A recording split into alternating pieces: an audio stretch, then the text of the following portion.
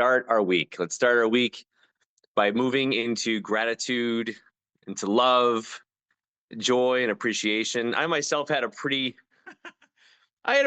hectic morning. So like doing this for me.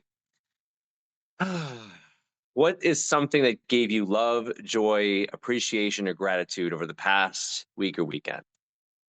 Lean into that feeling and we make that real. Once it comes to you, we make that real by typing into the chat or by writing it into a journal. Let's repeat and echo it back to the universe so it comes back with more things this week to make us grateful, loved, joy. Yeah, beautiful. All right. Yeah, good morning. Oh gosh, what's coming up for me? We had a couple of amazing friends that came over this weekend that incorporated the kids as part of the plan. That was a beautiful playing board games and Dungeons and Dragons with the kids and connection, home renovation projects, being able to do home renovation projects. That's one. It's a lot of stuff there. And then just some deep connection with my partner. Yay. All right. Anyone else want to share this morning? Coming on in. Hey, Nick, good morning. Yay, Joel. What's up, dude? Doing good. I had like information overload this weekend. I was away in Arizona for a conference on assisted living. So I met a lot of cool people, a lot of great conversations, a lot of interesting downloads, some that connected from a session that I had with your house a while back. So that was quite interesting. Right now, it's like overwhelming. On the plane right here, I was just like writing stuff down. Not trying to like process it, you know. So Yeah. exciting, feeling good. Was that I don't forget her name, Jean's daughter, the assisted Yeah, living king? Yeah. just you know, Yeah. just sweetheart. Yeah, great energy. Yeah. She's really special. Yeah. So I have conversations and leading with the heart. You know, some conversations tend to be transactional, just the nature of humans, because you want to get information. But I found myself walking up to people that I was attracted to their energy and just saying, "Hey, I just want to know about you." And not about like your business and what you're doing. Just I want to know about you. So I felt that was like something that maybe I wouldn't have done before. Maybe I would have wanted to, but not have done. So that led to some really interesting conversations. Tell us one. I want to know, like, so even just the approach, right? So Like, what was one thing? Yeah. so there was this guy, there was this gentleman that was a vendor, and I saw him walking around, and he seemed to know Liz and a few other people that were like part of because he was a sponsor of the event. He was at one of the booths, but I could just tell he was just tired. You could just tell he was tired, and of people, you know, of answering a lot of questions, of people coming up to him. He's just, you know, end of the year type of thing. Maybe he's a little burnt out. I got like some burnt out energy from him, and I walked up to him the first night, and not and I didn't approach him. Someone else approached him with some questions, and he was like, "You know what? Anything you want, but could you just see me at the booth tomorrow?" And I was like, "Oh man, this guy needs like a break." So when I later on approached him, I was like, you know, the next day I approached him, but it was nothing about work. That's what it was like. You know, hey, I just wanted to say hello, and I don't remember like you know, I don't remember like word for word, but it was more like just wanted to get to know him and what was going on with him. And I told him, "You look like you burnt out. You need a break." And he laughed, you know. And he's like, "No, not burnt out. It's just been, you know, end of the year and a lot of conferences, and you know, and sometimes you just need to like muster up the energy for the next day." And I was like, "Yeah, I feel that." And after some further conversation where we got to know each other, he had shared with me that he had recently lost his wife like 18 months before, and that led to him starting this new business of some interesting game cards where he would share with people that he's selling to help people have gamify the questions that you need to ask with your loved ones now that you're alive. You know what I mean? Like for estate planning, not only estate planning, but also like legacy building and passing, even like so deep as to like, you know, your favorite recipe or what's the first thing you want to happen, you know, when you pass.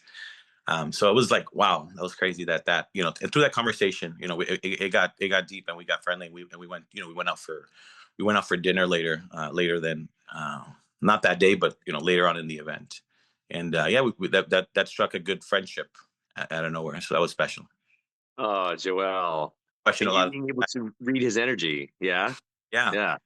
Yeah, and I was sharing with him, I lost some family close to me in the last few years, and that kind of started those questions for me, like what's going to happen when that time comes, and getting prepared for that, and having those tough conversations. And a lot of us don't. People don't talk about that enough, until it's too late.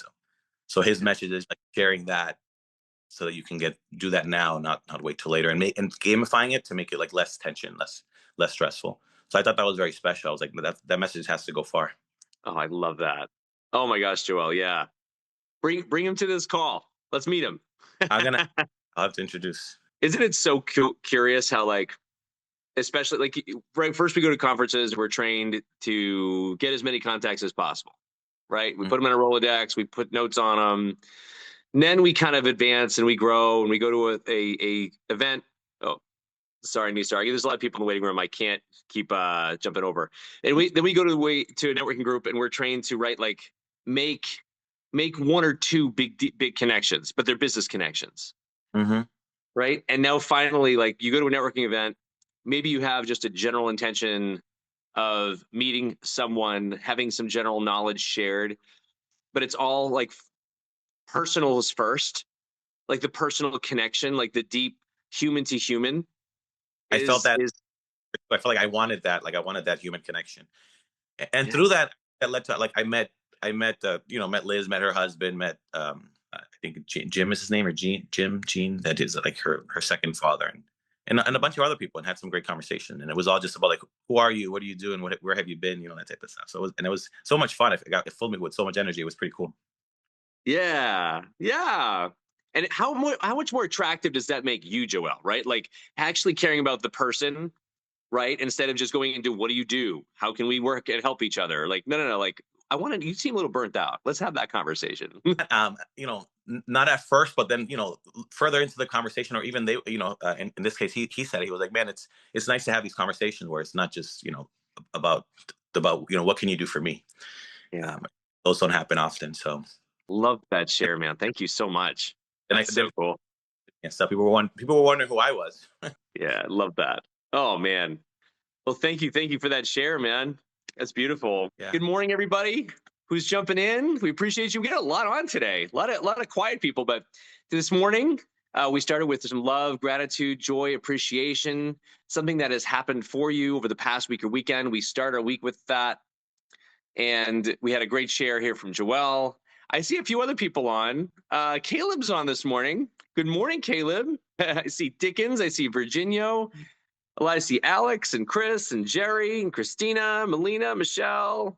A lot of good people on. If anybody wants to share anything that from their past week or weekend that gave them love, joy, or connection, or something that happened, came up for them, we still have another few minutes of just connection. We'd love to hear what's happening in everyone's lives. Oh, Dickens is very important in the back there. I like it. Oh, he's filling his gas tank. I see. Oh my gosh. We had it's funny because I am navigating, my oldest son is now navigating his first crush. And it's interesting to witness him. And it's also interesting because it's almost like you can't help as the parent when he's living this in this moment. You are like I'm reliving everything that happened for me in my first crush in like, sixth, seventh, eighth grade. And it's like, it's terrifying and it's a roller coaster. And like, the funny part is she has absolutely zero interest in boys or men right now, like his crush. And she's still like kind of in a playful, like child thing. So, but every single minute, like facial expression, a word she throws off, like he's now taking that and putting all this meaning behind it. And he's like, Dad, what did it mean?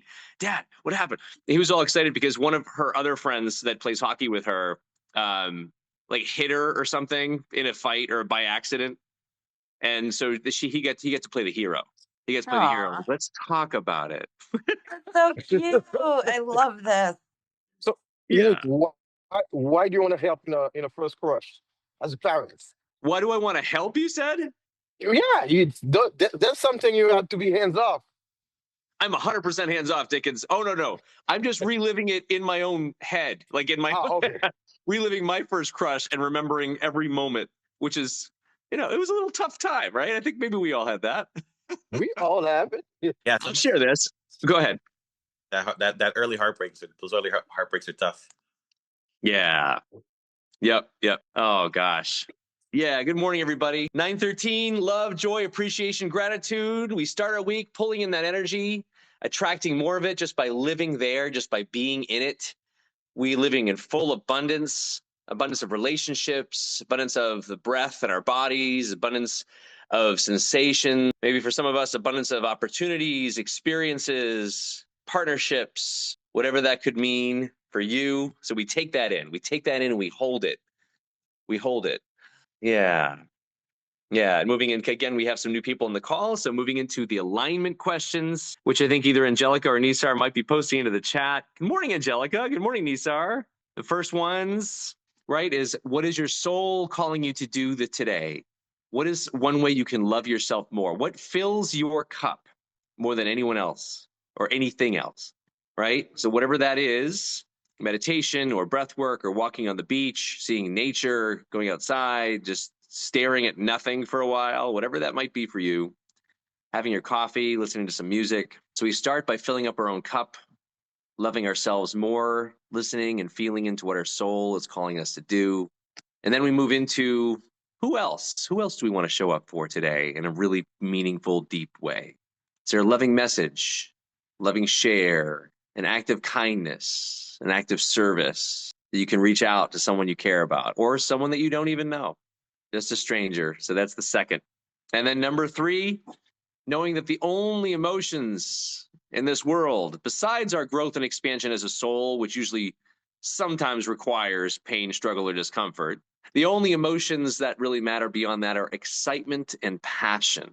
So, what is the thing or the activity or the target or the mission that you might have that gives you excitement, that gives you passion, gets you excited to just take one step in that direction today, make one phone call? Do one little bit of research with your ChatGPT coach. What is that one step you can take today? Or maybe just talking to your GPT coach and asking it, who knows all about you, like, what gets me excited? What's like the coolest thing I could do in my world that maybe could help start a movement or help just one person or help me, right? It's that one thing. And ladies and gentlemen, that is the only thing that matters today.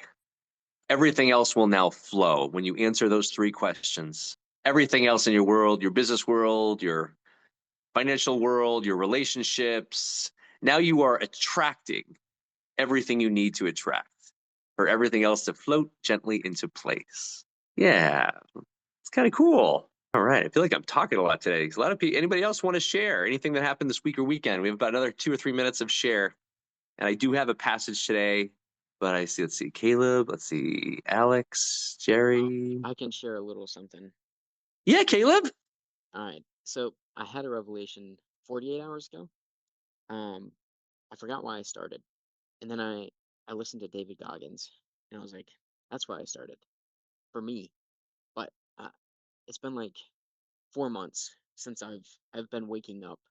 And it hasn't been the same. And then I had the revelation and then it felt like it did before. It felt alive.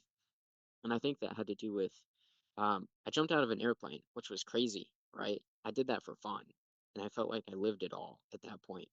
Me knowing that I clearly didn't live it all, but I was like, now what? And you just felt like you didn't know what was next. And I've been living in that for months. So I had the revelation, and I'm like, that's right. I did it for me. Back to it. And then it just was like a smack in the face because I was like, dang, all that time, and I just felt stuck. And that was it. Can you elaborate a little bit more, Caleb? This is great. I want to hear a little bit Yeah. more. Yeah. I didn't have like the same like spark and like the same excitement that I used to have before. Well, for backstory, um, I had been working in an office with a group of guys. We were doing it like every day for like from January, well, from probably this time last year until about the end of August this year. So that's a lot of time to get to know these group of guys, right? And then they're like, all right, we're doing something else with the building now. And I was like, I was heartbroken. I was devastated. I'm not gonna lie. So losing all of that was like, well, now what? So just finding myself again, I guess would be the better way to put it. Does that do I need to elaborate more, or does that make sense? I get you, brother. I 1,000% get you. And it's humans by their nature, we're social creatures, right? Like we love to isolate when we have problems, and yet something that makes us really feel alive is to be around like-minded people, right? Community and that Mhm. connection is what we're doing here. And it's funny because we also had a group, Caleb. Trying to see if there's anyone here on this group here today that's live. We had a group called REI Ignition, Yep. and it was mostly all local people. Dickens was in that group. Dickens was one of the leaders in that group, and we would all meet at our office in Tewksbury, and there would be cold calls together, and we had like this massive office space. The home buyers team was in there, and lots of energy was in there. There's always like, 10, 15, 20 people in that office, and the podcast studio was in there. And then just shit happens. And all of that shit added up and added up and added up, where we ended up having to sell the building. And before we sold the building, right, like people slowly, there was an energy that sort of just got sucked right out of that place with just the physical connection. And then I realized, right, we all realized afterwards, like, it's every single thing that happens in our life is just kind of like everything's a temporary state of beauty and a temporary state of chaos all at the same time. So having everyone come together for those 2 years, right, and be all together and have that energy and share it all and work together and push everybody harder, and like we got to learn from each other. And then they, just like beautiful leaves that meet in a brook, they all separated, and now they have their own journeys. And what a beautiful journey that you are, that this got to help you see what a beautiful leaf that you are, like on your own.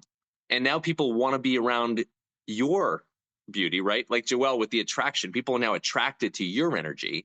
And whether it's physical or not, right? Like they're attracted to what you say, to who you are, though, not what you offer, right? Deals and data is one thing, but Right. Caleb's a deep soul. He's doing that inner work. It's very clear. So they just want to be around that energy. What is he doing? He's just so sure of himself now. Or he's on the path, right? He's on the journey. I want to be around him. And you found yourself again, man, right? That's what you're saying. You found yourself again. You're doing this for you, not for anybody else. Yeah?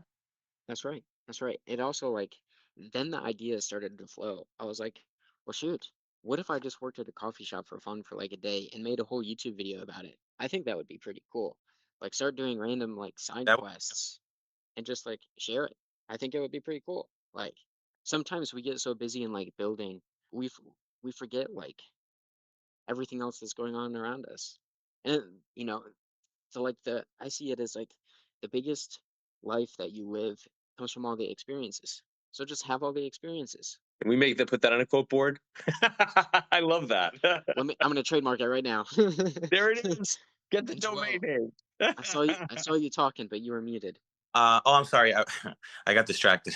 But what you were saying resonated because that was one of the downloads that I had over the weekend actually. And it was like sharing those like mundane everyday experiences. Like some of the conversations that I was having this weekend was about like going back to like my 9 to 5, and then when I made that journey, that jump, that leap of faith to go into like business for myself back in 2015, and all the energy that took, and courage that took, and fear that created. And then I was thinking, even before that, like I had done that many times before in different versions of it. And then just thinking that like really just like kind of warmed my energy, like to just say, man, I've been doing this for a long time, just like not maybe in different ways. And then I was like, how many people, because one thing that kind of gets me going is when I talk to people that I see so much potential. I mean, we all have so much potential, but I talk to friends, family, and I see so much potential in them, and they're just missing, they're just need a little more of that confidence in them. So I'm like, just even if I could share those type of stories with people, and maybe if I could, like in the way Nick said it, like if I can touch one person or help one person, and just sharing a very small story and connect with them in any type of way, and that helps them in any type of way, even if it's a distraction with an interesting, like in your case with the story on your day serving at a coffee shop. I thought that's pretty cool. Like people need that, and I think we need to share like more of ourselves. And it's very interesting because I'm like a weird extrovert, because I do like people, I do like talking, but there's a lot of like hesitation to do that. a lot of second guessing, a lot of like, maybe I shouldn't say that, or maybe I don't want to be in the limelight. But it's kind of fun sharing those stories, you know. So it's like I have that internal conflict, but I'm like, I need to share more, and not just about the work, just about like, you know, life and the journey and challenges that we've had, and it kind of really the whole spectrum, not just like the struggles, the fun, the silly things like this. Yeah, so I connect with that totally. Looking forward to seeing that share the link when you do the. Ah, now I gotta do it. Dang it. Yeah. It's no longer an idea. My very first business plan for everybody, 2003, I was working at the bank, and then every single night and then weekend, I was at Panera Bread in Chelmsford, Massachusetts, writing the business plan for my big real estate empire that was to come.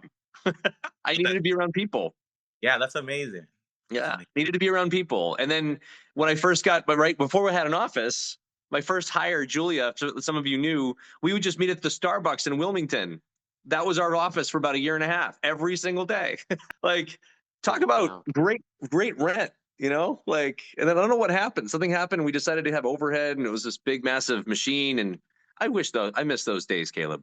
I miss the Starbucks days. I do have a passage today for those who are into this stuff. This one is interesting. It's called Wrong View. And it's so in Pali, the ancient source language of Buddhism and Hinduism, the word for mental illness means wrong view. We must be careful not to interpret this righteously, as in, if you see things differently than I, you are wrong. The wisdom here lies in the revelation that our wellness of mind hinges on how clear and true we remain to the pulse of life itself. I'm going to skip down here a little bit. So, the Buddhist teacher from Thailand reminds us that these passages of imbalance and blurry thinking are unavoidable. They cannot be circumvented the way you might drive around a pothole. No, the distortions here, they can only be minimized and repaired. So that we have to accept that just by being human, we will distort this gift of life. And thus we must commit to learning how to refresh our relationship with what is sacred. Quite often, to uphold a, quote, wrong view, we build and maintain a, quote, wrong way. For example, when younger and sorely in need of approval and love, I heard so much inside that I assumed that life was somewhere over there and not where I was. Once believing this, I put all my energy into getting over there. But after a very hard journey, I was blocked. The people over there wouldn't let me in. Now I had to figure out who was the gatekeeper and what were his rules. And now there was doing all these tasks to satisfy the gatekeeper so that I might be let in. It took me years to realize that no matter the pain, life is always where we are. Nothing is being withheld. All that misguided effort was built on a wrong view. As Buddhadasa says, everyone without exception has the spiritual disease, while underneath the undistorted life is softly waiting. Given this, we each must make a ritual not of seeing rightly, but of seeing completely. And they end with this quote from Ajahn Buddhadasa: "The mind composed of ignorance or wrong views suffers from spiritual disease. It sees falsely. Seeing falsely causes it to think falsely, speak falsely, and act falsely. You will see everyone, without exception, has this spiritual disease." This got me thinking, and for those of you who know my story, very, very, very much a people pleaser, right? That was one of my safety mechanisms growing up. And it got me to still think, right? Like even in these moments now, is there still someone in your life or in my life or that we're still seeking approval? Like, what are we doing that's maybe not as truly authentic to us because we're still seeking approval from others, from a person, from a group of people, to kind of fit in, right? Or to just got me to think a little bit. Does that resonate with anybody else? Question. Huge, yeah. Yeah. It's trying to prove something is same as considering looking for approval. Oh, wow. Say that again, Dickens? It's trying to prove something. Entrepreneur and open my store. You know, I left healthcare, career to do real estate, and every time things are wrong, I'm trying to prove that, hey, you weren't stupid to live healthcare for real estate. Something you have to make it Who are you trying to prove it to? First of all, myself, Okay. and everybody who believe in me and, make sacrifice for me to do Hmm. Do you from feel time, that there might, go ahead. from partners, their business partners or life partners, everybody who support me, like, not where am I right now, if I was there, help. Sometimes I have to please them. Do you feel that maybe their approval for you or their love for you could come from a source other than what you are doing or not doing for a living? I'm pretty sure it has nothing to do with what I'm doing. Yeah, no. In particular, from the little circle that I got around me, I could be, begging to still Mhm. love. I take this decision, I shift my life compared to what I thought it would be. So now, because, every time you look in yourself in the mirror and things are going wrong, you have to see it yourself. Excuse that. Make it happen. And what if those bumps and bruises and challenges are exactly what you're supposed to be going through to become a better version of you? Not in real estate, not as a professional, but just having you become a new version of you, Dickens. If Yeah. everything went well, yeah, you wouldn't be growing, right? This is kind of the shitty part of the curse, though, that a lot of us have, like you, me included, right? Like, well, everything has to be hard. Well, does it? Well, we like it to be hard because it makes us a bigger person. Yeah. Or better. Yeah. Yes. Yes. So, in that sense, I guess I'll say this to you and you can accept it or not accept it. Can you give yourself grace and feel like you are exactly where you're supposed to be and where God wants you to be? Divinely timed. Everything happening exactly as it should be, unfolding exactly as it's unfolding. No slower, no faster. I agree. Even though when you say no slower, I was thinking maybe I'll be too slow.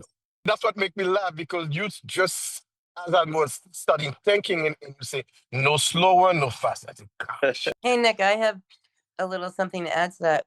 Are you Yeah. open to hearing it? Yeah, go ahead.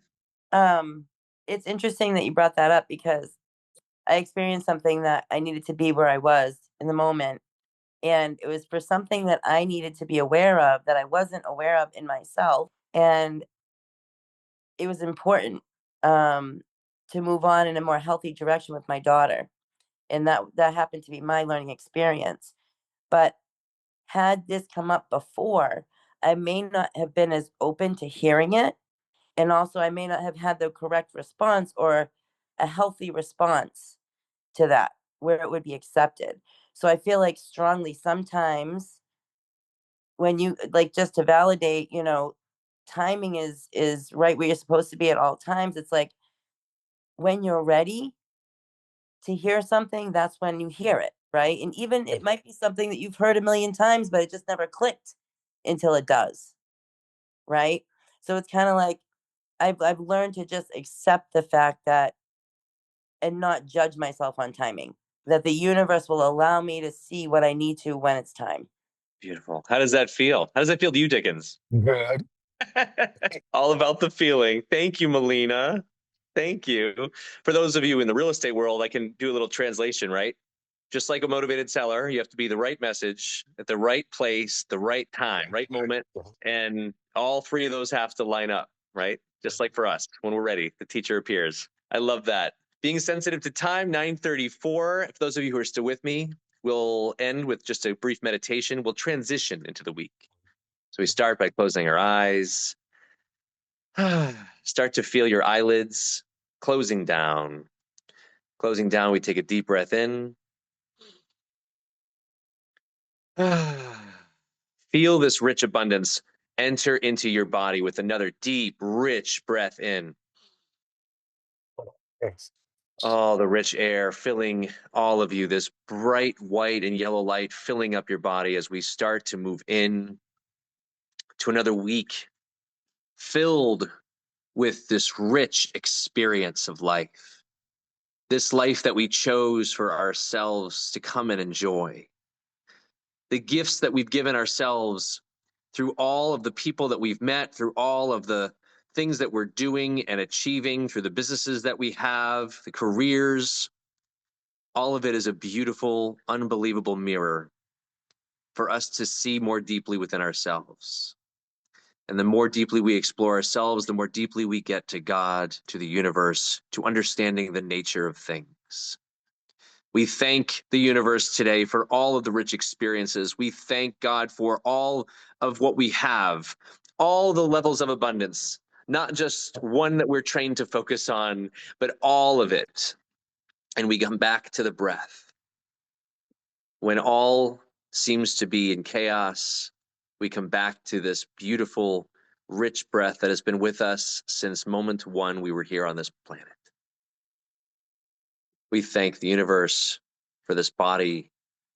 We thank the universe for the roofs over our head, for the ground underneath us, for the pillows that we sleep on. We thank the universe for the emotions and the roller coaster that we get to go on every single day as we experience all that there is to experience.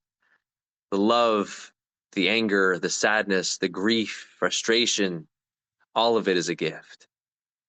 All of it is a gift. We remember and get to choose who it is that we are every single moment.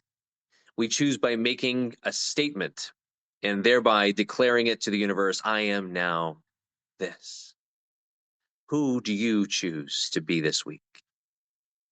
Who do you choose to act like? What behaviors, what patterns, what routines can you do this week? Allowing ourselves to acknowledge the brain that has kept us safe up until this moment. We know that we have 80,000 thoughts in a day, 78,000 are the same as yesterday. So what 2,000 new thoughts will you get to do today to create, to love, and to move into that direction of excitement or passion in your life? We take one step forward towards that today. Thank you, thank you, thank you for this week of creation, of love and experience. Let's move into the week with power as we seal this with a deep, rich, golden breath in and release. Yay. Yay. Thank you, everybody, for joining me today. I love you all so, so much. See you next week. Same bat channel, same bat place.